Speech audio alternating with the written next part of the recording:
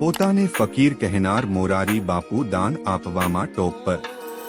મોરારી બાપુ આધ્યાત્મિક ગુરુ અને કથાવાચક છે।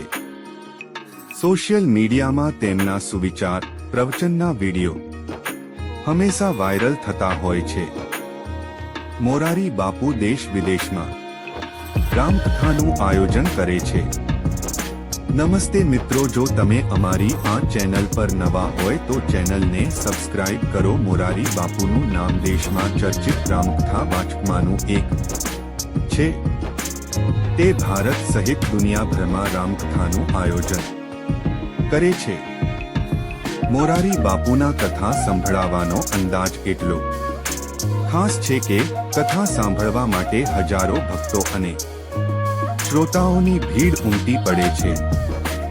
કથા દરમિયાન તે ગદ્ય અને પદ્ય સુવિચારો, કવિતા, શાયરી પણ કહે છે।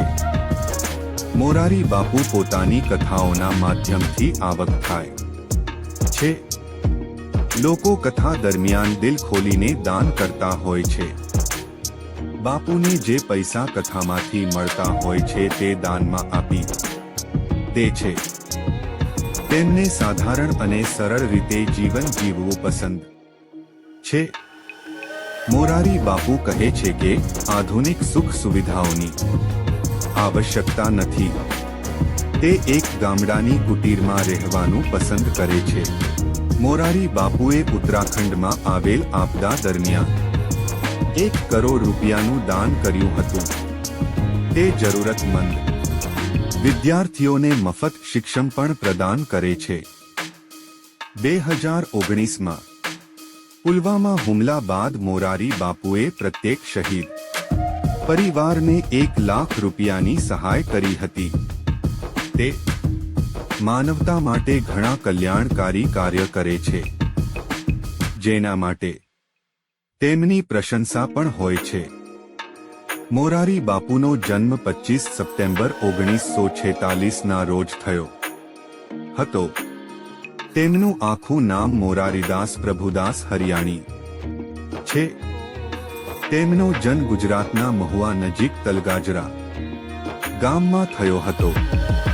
મોરારી બાપુના પિતાનું નામ પ્રભુદાસ બાપુ હરિયાણી અને માતાનું નામ સાવિત્રીબેન હતું। મોરારી બાપુના 6 ભાઈઓમાં મોરારી બાપુ સૌથી નાના હતા। મોરારી બાપુના લગ્ન નિર્મલાબેન સાથે થયા હતા। તેમને 1 પુત્ર અને 3 દીકરી છે। વર્તમાનમાં મોરારી બાપુ શ્રી ચિત્રકૂટધામ ટ્રસ્ટ, તલગાજરા, મહુવા, ગુજરાતમાં રહે છે। સાથે જ કથાના આયોજનમાં તે દેશ વિદેશમાં ભ્રમણ પણ કરે છે।